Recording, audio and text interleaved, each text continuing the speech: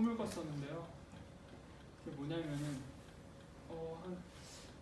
한 유럽의 어떤 거룩한 교회 같은 데에서 막 그런 예수님이 그려진 그림을 보고선 기도를 했어요. 저 그림을 보면서 이렇게 말을 했거든요. 제가 꿈속에서요. 이거 제가 갔다는 얘기 아니에요. 거기서 예수님 제가 인생을 너무 잘못 산 것 같습니다 라고 했는데 갑자기 그 그림 속 예수님이 고개를 싹 돌리더니 저를 보면서 윤성진 이러는 거예요. 저 그때 기겁을 했습니다. 꿈속에서. 실제로 안 그랬다고. 제가 놀랐던 이유가 뭐겠습니까? 왜냐면은 그림 속에 있는 예수님이 저한테 설마 말할 줄 몰랐던 거죠. 설마. 왜냐면 그림이니까. 그림은 사람한테 말 안 하니까. 이제 그거에 대한 이야기입니다. 그렇게 어려운 개념이 아니에요. 저도 얼마 전에 안 개념이지만 시작하겠습니다. 빠밤. 자, 제4의 벽이라는 게 있대요. 제4의 벽이 뭐냐면은 예를 들어 이야기 속 인물들, 영화나 핸드폰 갖고 나왔어야 되는데 핸드폰 보면서 해야 되거든요.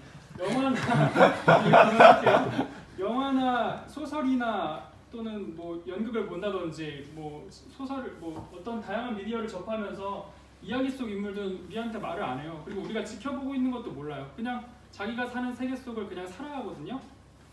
근데 그것을 이제 관객과 이야기 속 인물을 나누는 벽을 제4의 벽이라고 해요. 뭐 카메라의 어떤 카메라 렌즈일 수도 있고요. 우리가 그 책을 읽는 그 종이일 수도 있고요.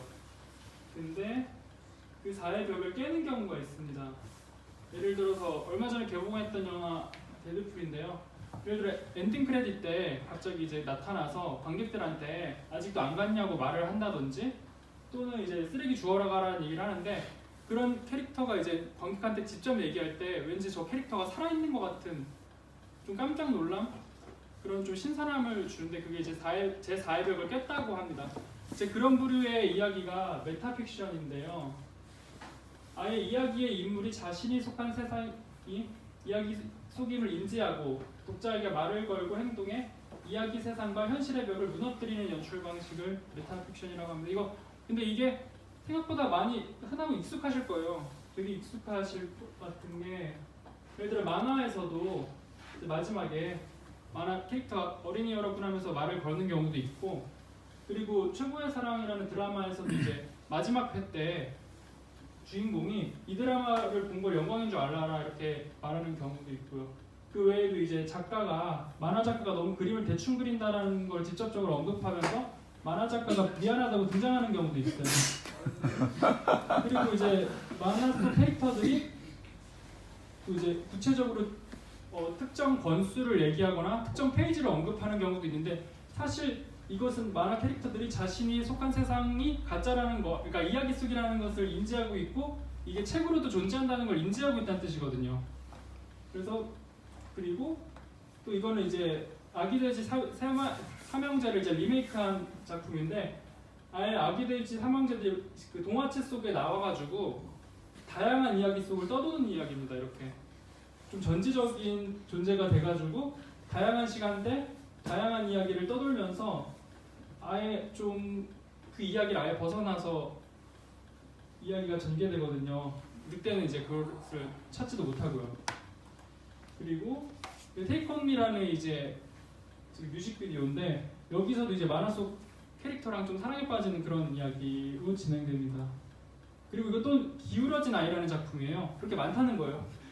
이 아이가 이제 기울어지는 저주에 걸렸어요. 어느 날 갑자기 몸이 기울어져서 얘 혼자만 이렇게 살아야 된단 말이에요. 중력이 얘한테만. 알고 보니까 이 만화 작가가 자신의 작품이 이렇게 된 줄도 모르고 계속 작품 활동을 했던 거예요. 근데 그 아이랑 우연히 만나게 되고 그 만화 속 세상과 연결이 되고 그 아이가 나 이렇게 고생하면서 산다고 이렇게 얘기해요. 그래서 내가 작품을 잘못 그렸구나 해서 자기 작품을 수정하는 내용입니다. 이렇게 작가에게 직접적으로 내용 수정 요청을 하기도 해요. 이렇게 많다는 얘기. 그래서 제가 메타픽션 캐릭터의 특징을 제가 정리한 겁니다. 여러분 이거 정리한 데가 없어요. 읽어보겠습니다. 특징 1번이 자신이 이야기 속 인물을 인지하고 자신의 이야기가 다른 차원의 독자에게 보여지고 있음을 알고 있다. 1, 2번 같은 문장인데 1, 2번은 남아났네. 3번 그래서 독자에게 말을 걸어 소통을 시도한다. 4번 자신의 사는 세계를 초월한 발언을 자주 한다. 전체 줄거리 언급, 독자의 세계 언급. 그래서 가끔 이야기 속 세상에서 시간과 공간의 초월적 권한을 가진다. 작가에게 이야기를 바꿔달라 요청하는 주인공 같이. 자, 이게 잘 생각해보면 누가 닮았습니다. 바로 누굴까요? 산타 할아버지. 성경 속에서 제가 발견했기 때문에요. 성경 속에 예수님과 진짜 이상할 정도로 많이 닮았거든요. 그런 메타픽션적 요소가요. 예를 들어서 예수님은 자기가 성경 속의 인물이라는 걸 알고 계신 분이에요. 유일하게. 그러니까 성경 전체 역사 중에서 다윗이든 뭐 아브라함이든 누구든 자기가 성경에 기록될 거라고 알고 있는 사람은 없어요. 자기가 그걸 자각하고 있는 사람이 없는데 예수님만 유일하게 자기가 성경 속의 인물이라는 걸 알고 있고, 왜냐면 신의 아들이 알 수밖에 없잖아요. 그리고 그것을 인지하고 있는 유일한 존재입니다. 되게 대단한 사람인 거예요. 증거 구절을 가져왔습니다. 증거 구절이 여기. 누가 나에게 목숨을 빼앗아가는 것이 아니라 내가 스스로 바치는 것이다. 나에게 목숨을 바칠 권리도 있고 다시 얻을 권리도 있다. 이것이 바로 내가 내 아버지에게 내가 받은 명령이다 라고 하는데, 이 후의 구절이 아마 주변 사람들이 미쳤다고 하는 얘기일 거예요. 근데 메타픽션 캐릭터들 특징 중 하나도 그 메타픽션 캐릭터들이 좀 특이한 세계관을 초월한 얘기를 할 때마다 주변 인물들이 이해를 못해요. 또 누구한테 말하는 거냐, 너가 도대체 왜 이 이야기의 주인공이라고 하는 거냐, 이런 얘기를 하거든요. 그런 공통점이 있었다라는 거고요. 두 번째 특징, 예수님은 지금 이 성경이 쓰여지고 다른 사람들이 볼 거라는 것도 알고 있어요. 복음이 전파돼서 지금 2000년 이후에 우리도 그 성경을 읽고 있는데 예수님은 그걸 알고 계셨다는 거죠. 그래서 사실 예수님은 지금 자기가 하는 말과 모든 행동이 우리가 들을 것을 다 알고 계셨다라는 것에 그 증거구절이 또 있습니다. 나는 분명히 말한다. 온 세상 어디든지 복음이 전해지는 곳마다 이 여자가 한 일도 알려져서 사람들이 기억하게 될 것이다 라고 말씀하셨거든요. 이 이야기는 예수님이 이 상황이 마가복음이니까 마가를 통해서 기록될 것을 알고 계셨고, 그것이 복음이 되어 전파될 것도 알고 계시고, 그것이 사람들한테 어떻게 전해질지, 그리고 성경이라는 미디어의 파급력도 정확하게 이해하고 계셨기 때문에 이런 얘기를 할 수 있으셨던 거거든요. 네, 그런 거라고요. 예수님은 이제 그런 분이시다.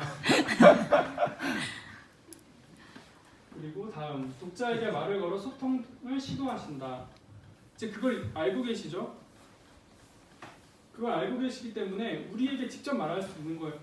하실 수도 있는 거예요. 그러니까 아까 데드풀 캐릭터가 관객들에게 직접 말하는 것처럼 예수님은 자신의 이야기가 2000년 이후에 지금 한반도에 있는 동아시아 사람들한테도 알려질 걸 알고 있기 때문에 그 사람들한테도 직접적인 메시지를 한다는 거죠. 그 자리에서, 그 현장에서 거기 유대 사람들한테만 얘기한 게 아니라 우리에게 전해질 것까지 고려해서 쇼맨십이 있었던 거예요. 이게 무엇이냐? 맥락상 독자만 이해할 수 있는 말을 함으로써 결과적으로 우리한테 말을 한다는데, 이제 그 증거 구절을 또 찾았습니다. 자, 마리아와 마르타는 예수께 사람을 보내어 주님께서 사랑하시는 이가 앓고 있습니다 하고 전했다. 예수께서는 그 전가를 받으시고 그 병은 죽을 병이 아니다. 그것으로 오히려 하나님의 영광을 드러내고 하나님의 아들도 영광을 받게 될 것이라고 하셨었는데, 예수님의 이제 화법 중 특징 하나가 그렇게 너무 말이 많다는 거죠. 뭐냐면 그러니까 이게 마리아랑 마르타가 와서 아프다고, 지금 동생 아프다고만 했는데 그러면 아프냐, 내가 낫게 해준다, 뭐 이렇게 저렇게 얘기할 수까지는 있는데, 그 이후에 하는 말이 갑자기 투머치 토크네. 이 병은 죽을 병이 아니고 이제 오히려 하나님의 영광을 드러내고 그리고 아들의 영광을 받게 될 것이라는 과잉 설명을 해주거든요. 갑자기. 근데 마리아랑 마르타 이해도 못했어요. 그리고 그 자리에 있는 사람 아무도 이해 못했어요. 근데 과잉 설명을 했단 말이죠. 근데 그것은 사실 이 말을 첫 번째로 이해한 사람은 사실 기록했던 마가라고 저는 추측해요. 직접 기록하고 전체적인 맥락을 이해하고 있으니까. 그 다음에 알았던 사람들, 우리 같은 사람들이죠. 우리 같은 읽는 사람들은 전체적인 맥락을 알고 있거든요. 그래서 이 말을 거의 바로 이해할 수 있습니다. 사실 예수님이 여기서 과잉 설명한 것은 사실 이거 읽는 사람들 들으라고 한 얘기예요. 왜냐면은 이 구절이 예를 들어서 이제 이게 나사로 에피소드잖아요. 나사로 에피소드는 요한복음에서만 나오더라고요. 근데 이 전체적인 요한복음의 맥락에 복선 역할을 해줘요. 이야기 구조적으로도 필요한 대사거든요. 지금 예수님을 이 이야기의 구조를 위해서 그리고 직접적인 메시지를 위해서 약간 어떤 선전포고로서 이 말을 해주신 거예요. 그러니까 작가로서 연출을 한 거예요. 지금 예수님은 지금 이게 카메라 촬영인 줄 알고 계신 거예요. 이 대사가 필요한 줄도 알고요. 얘를 못 알아듣지만 한마디 해줘야 돼. 내가 해설자로서. 그래서 이 말을 일부러 하신 거예요. 사실 이건 우리한테 하는 얘기입니다. 사실. 이야. 그렇다는.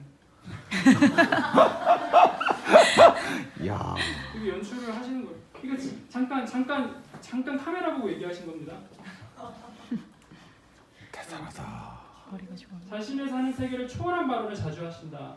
예수님의 예언은 예언 수준 과거와 미래를 훤히 보고 있는 듯 하시는 수준인데 예수님은 진짜 뭔가 하시는 말이 항상 사람들이 항상 미쳤다고 뭔가 과거 미래 현재를 이미 알고 있는 듯 이미 모든 일이 일어난 듯한 발언을 자주 하시거든요.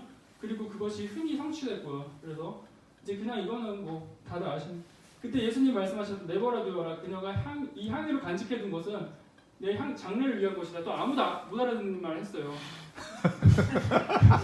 그리고 그 두 사람은 다시 요한복음 19장에서 예수님의 시체를 가져다가 유대인의 장례법대로 향유를 바르시고 모시천으로 섰다. 자신의 장례를 그냥 아무렇지도 않게 다 보이는 듯이 라고 했는데 아까 그 돼지 보시면은 이 돼지 전지적으로 모든 시간대를 돌아다니면서 모든 이야기를 관할하고 있죠. 이 돼지들이 예수님 돼지라는 게 아니라 그만큼 어쩌면 예수님은 성경을 이런 관점에서 보고 계실지도 몰라요. 그렇기 때문에 모든 걸 쉽게 얘기할 수 있는 거죠. 그리고 다음 장. 자, 마지막입니다. 이야기 속 세상에서 시간과 공간의 초월적 권한을 가지셨거든요. 예수님은 현실에서 그런 권한을 가지신 분입니다. 신의 아들로서 예수님이 이루신 수많은 기적과 예언 성취 그리고 히스토리의 전능자 하나님과 소통하신다. 작가와 소통할 수 있는 능력 이야기가 변경되길 바라는 마음을 내비친 적도 있다. 아까 얘기했던 내 이야기를 수정해달라고 작가한테 요청했던 주인공 기억나시죠?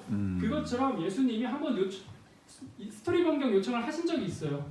그래서 그 증거 구절은 아버지의 뜻에 어긋나는 일이 아니라면 이 잔을 저에게 거두어 주십시오. 그러나 제 뜻대로 하지 마시고 아버지의 뜻대로 하십시오라고 했는데 이 말을 할 수 있었던 물론 그렇다고 스토리가 변경된 건 아니죠. 근데 모든 스토리를 아는 사람으로서 그 부분 너무 힘드니까 조금만 바꿔줄 수 있나요? 그렇지만 하나님의 뜻이 이거라면 그냥 그대로 할 거예요 라고 말한 거라고 볼 수도 있겠습니다. 그렇게 요청도 할 수 있다 심지어. 근데 바꾸지 않았다 라는 얘기죠. 자, 그럼 마지막입니다. 예수님은 크리스마스가 생길 줄 아셨을까?